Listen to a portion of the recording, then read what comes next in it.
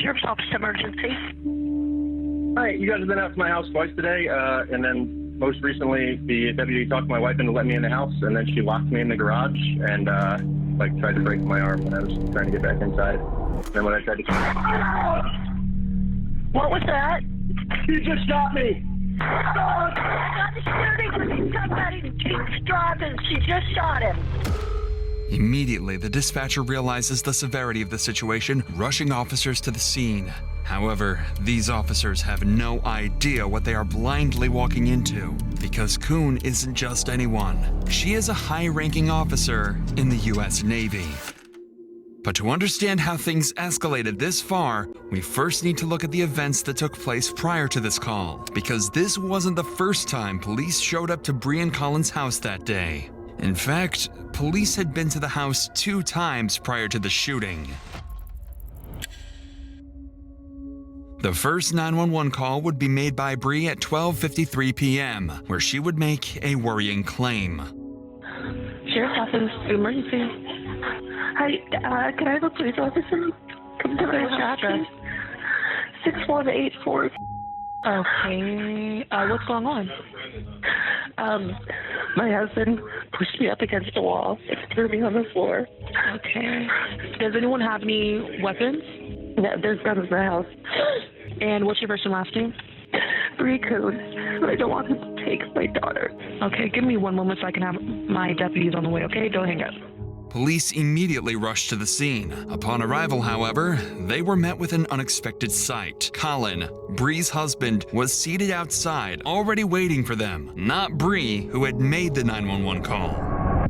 We talked to you guys separate. His daughter if I go inside, when we go inside and talk to you. She's got a shotgun and her pistol in the bedroom with her. Okay. And my pistol is on the dashboard of my truck. I'll put it there all pretty for you. Okay, you stay out here, man. I'm stolen. Her name's Bree. Her name's Bree. She's got both the kids in there with her. All right. Do me a favor and lift your shirt up a little bit. Yeah. So why don't you give me a rundown on what happened during your argument? All right. So she called you right now because she figured out that I want to take my kids to my parents' house in Georgia. More for me, I guess, me to have a break from her. A little bit of backstory. In March, she tried to after she was inpatient, then she was outpatient group for a while. She got kicked out of that group. So she was diagnosed with borderline personality disorder in March or April. Got kicked out of her first therapy group, got kicked out of her second therapy group, and she skipped her last 2 individual therapies. Okay. Well, so what happened today causing her to pick the phone up and call? I guess she called 911. I didn't look. She found out I was packing my car. That's what the upset was. Yes. That you're going to Georgia to see their grandparents. Yep. And then is she was she allowed to go? Like, did you plan on her coming? No, I didn't plan on her coming. Okay, you're just gonna do it, take a break? Yeah. And they're your kids, right? They're my kids. Okay, y'all are married, had kids? Married. They're your blood? They're both of our kids, and then I have a stepdaughter who's probably gonna be here about 45 minutes from school. Okay. And my stepdaughter is fully hers legally, and she told me before, if I Kylie's my 12-year-old, she said, if you take, I can't stop you from taking the little kids, because they're yours, but if you take my 12-year-old, I have press charges. Colin clearly fears for his kids' safety because of Bree's mental health, and he tried to take matters into his own hands. He had decided that taking the kids away temporarily would be best for them, but Bree refused to let this happen. This morning, my laptop was missing. Been all around the house for it. Finally, wait a minute, the dishwasher was running all night with my fucking MacBook in the dishwasher. It's a $2,500 computer. So it was the start, well, I guess, culmination of a long bad tap. Okay. And cut me off from all the credit cards she has control over. She's the primary breadwinner in the family. It's worth noting that Colin had also been in the Navy, but had retired early. With little financial support from him, Bree took on the responsibility of covering the family's expenses, and her job as a high-ranking Navy officer became the primary source of income for the family. Perhaps that's why she felt entitled to take away all of Colin's credit cards. But that would not be the only thing she tried to take away from him. It's not healthy for the kids to be around it. She's made repeated comments to the kids, both the 3- and 4-year-old, since, well, today. When police are coming to save us because Daddy hurt Mommy. First of all, I didn't. Second of all, you don't tell a child that. Sure. Was at any point in time, did it get physical? I told you I tried to grab my daughter last night, and she got physical and stopped me. So I backed the fuck off at that point. That kind of allegation is the last thing I need. At this point, police couldn't intervene without clear evidence of violence. Colin denied laying hands on Bree, and with no visible injuries, signs of a struggle, or immediate threat, officers decided to leave the residence. But just before they left, Colin made a chilling remark. It's going to be the first who crosses the line, you know? It sucks, man. Yeah. Well, we can't be getting too far into people's lives. I mean, if a crime occurred, yeah, good to go. But what? A crime? A crime occurred. So if she slapped across the face and you got claw marks and a red handprint on your cheek, that's different. You say, yeah, she slapped me. I believe you. I see the handprint. I almost wish. Nobody could have expected that this comment would eerily predict the tragedy that was about to unfold.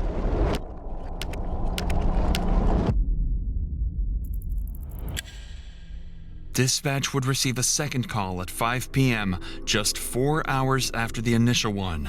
But this time, from Colin. My wife has locked all the doors and said I'm not allowed to come in. So I'm outside with my daughter screaming that she wants to go inside and I can't. Okay, what's your... Yeah, y'all have already been out here once today. Yeah, and you said that now your wife is not allowing you to come outside? Come inside, yeah. Come inside the home? Yeah. Okay. Isn't there like another child home as well? Yeah, Right? my Another child?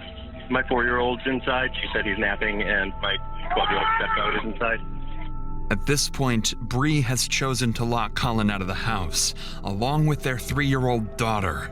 And with the couple's arguments becoming increasingly tense, the police return to resolve the situation.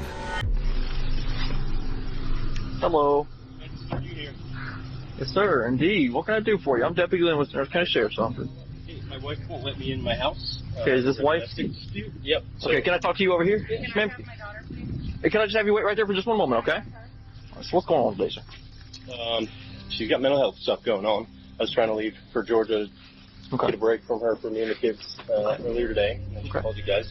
Took my photo ID, all my access to money and everything. Okay. And then took the kids inside and locked me out. I've been locked outside in my driveway Okay. for the last couple hours. You live here? Yeah, we're co-owners. We're both. Okay. So I've been on the phone with family advocacy through the Navy and all that most of the day. So I haven't cared that I'm outside until she came outside with my daughter on the porch screaming. So I came over and she gave my daughter to me, and that's kind of like the last straw. You guys, so are you guys still married? I mean, for now, yeah. It's still legal and it's common property. Yep. Yeah. So she's not allowed to stop me from entering my house. If it's your house and you still live here, by all means, you got to enter your home. However, you got to enter your home. Yeah. So she's allowed to change the locks, and I'm allowed to break a window. Is that what you're saying? I'm not telling you to break a window. If you want to tear, I mean, it's your property. However, you got to get into your house. You got to get into your house. If it's your home and you live here and you've got your items in there, if you got to get in, however you got to get in. You can't like escort me in, and let me in. Well, I'm going to talk to her in just a second. But we'll figure out what's going on. But at any point with this argument, was it physical? Was it anybody hit, scratch, kick, bite, push, anything like that? Poke, anything even? Nope. Okay. Yet again, Colin expresses that nothing physical had happened between the two, and Bree's mental health spiraling out of control is the reason for their ongoing argument. But with Bree now outside, the officer makes his way over to her, and she describes her side of the story much differently. And so he's wanting to take him to Georgia? Yeah, I was talking to him about wanting a divorce, but he said it doesn't take the kids to Georgia, and he can because we're still married. Okay. Got into an argument about it. He pushed me up against the wall. He threw me onto the floor in the bathroom. And that's when I called the police earlier today. Okay. Then I locked him out. Okay. Well, he had been in contact with my command. Okay. So he said that there's allegations of emotional abuse. Okay. So obviously I don't want him in there. Okay. You know, him and I arguing in front of the kids. So I locked him out. My daughter, she wakes up sometimes, like in oval from naps or whatever. Sure. But it's usually like him and I will pass her back and forth. It's kind of, she's fickle. She wants better. So she woke up from the nap. And, when you say your daughter, you mean that one? Yeah. Yeah, when she woke up like that, I brought her out here because she's used to him and I, so I brought her out here. Okay. So he can help calm her down. He snatched her from me and then started trying to use her to, I don't know. Okay. He said, she doesn't want to come in the house unless Daddy's there. Okay. Being manipulative. Okay. It's not a good environment. It's his house too, right? And he lives here too?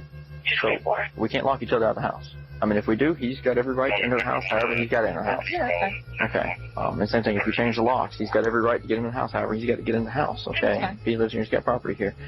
For the betterment of your daughter, whatever you guys got going on, you got to put aside for the kids. You see what I'm saying? I agree, but he told me not to talk to him. So Okay. I'm not going to let him in the house, but he's going to come in and start arguing. But at the same time, that's leaving the child. I mean, that's kind of leaving the child out here fend for herself. Does that make sense? Yeah, for sure. So Okay. I don't want him to do that. Okay.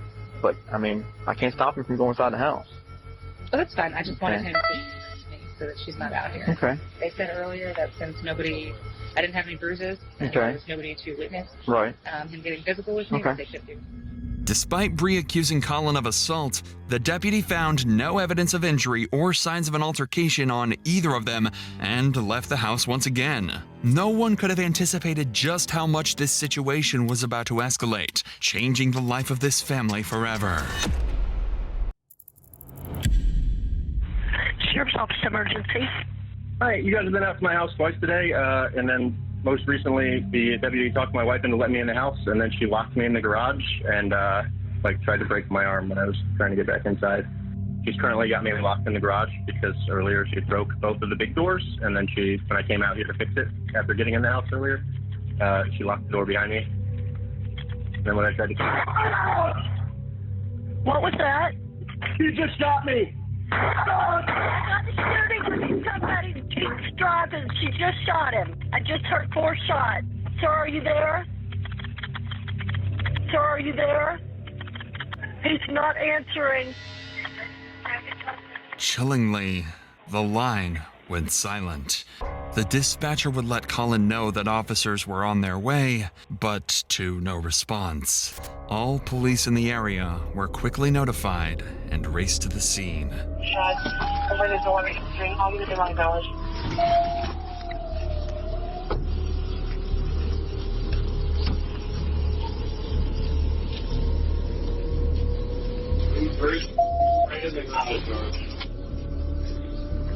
Anybody else in there? Can we open this? Police would arrive just minutes later, but by then it would be too late.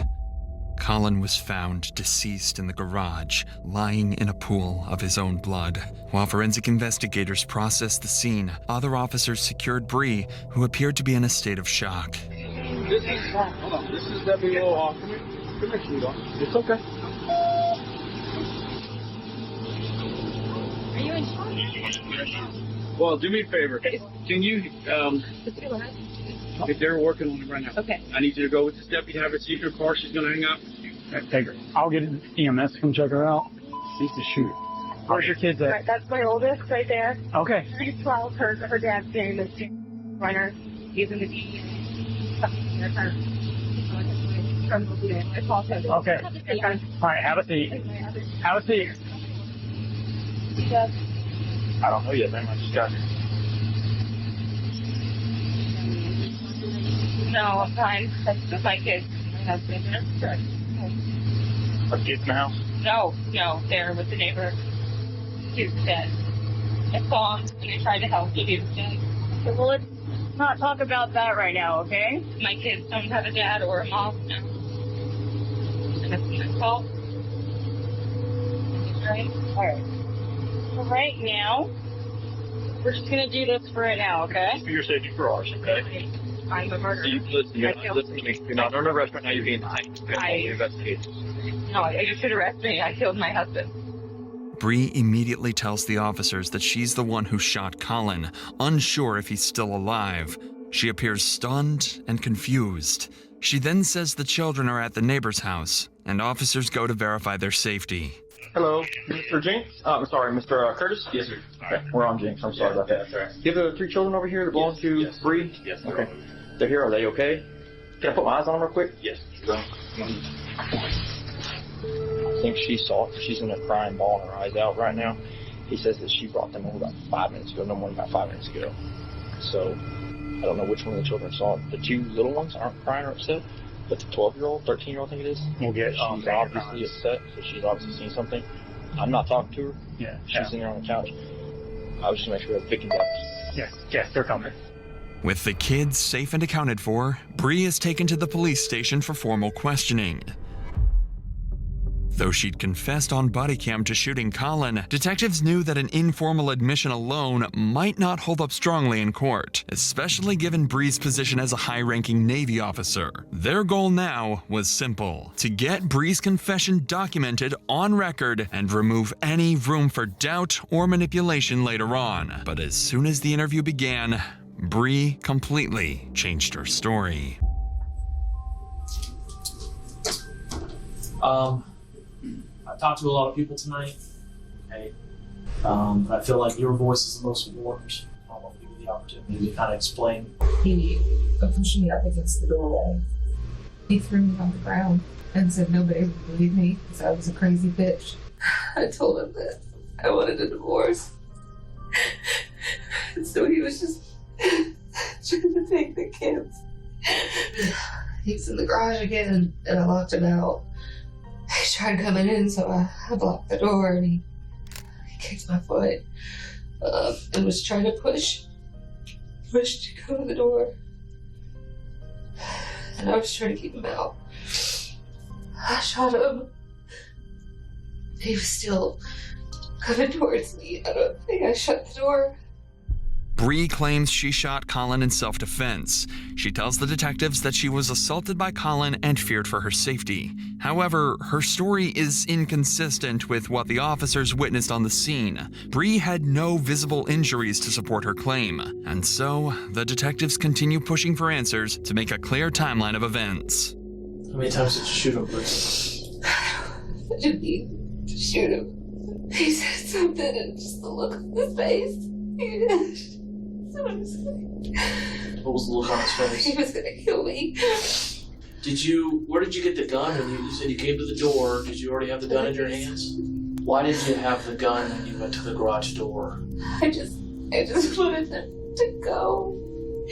Why didn't they arrest him when I called the police? Why didn't they arrest him? I didn't want him dead. I wasn't out there. Bree evades their question by shifting the blame entirely onto the officers. Failing to accept responsibility for the killing, Bree now decides to stop answering any questions entirely.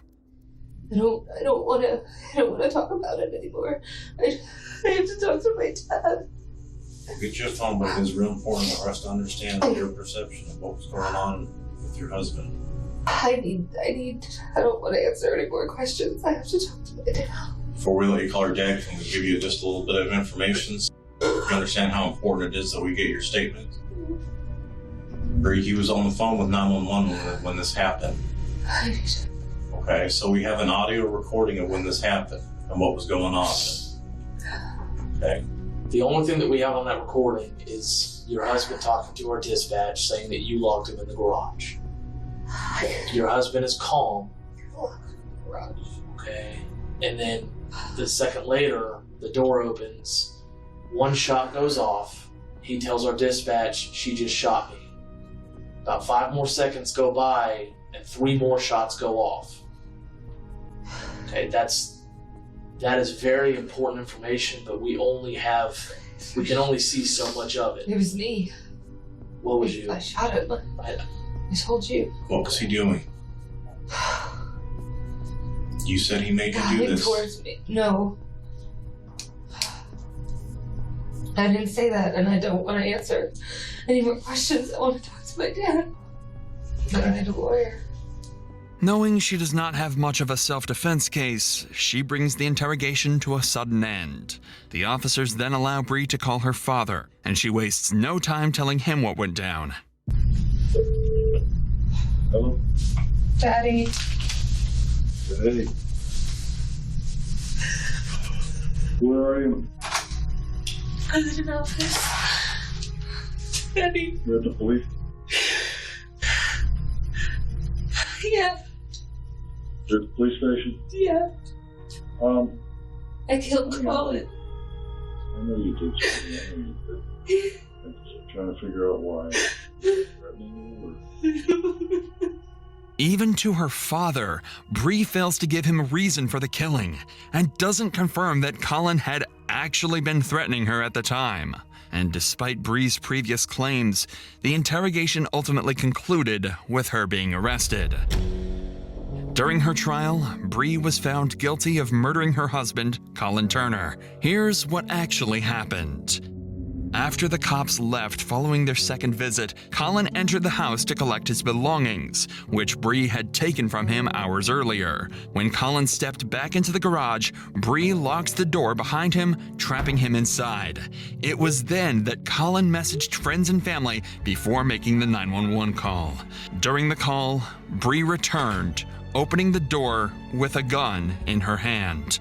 While Colin was still on the phone and Bree stood behind him, she fired 4 shots into his back, leaving him with no chance of survival.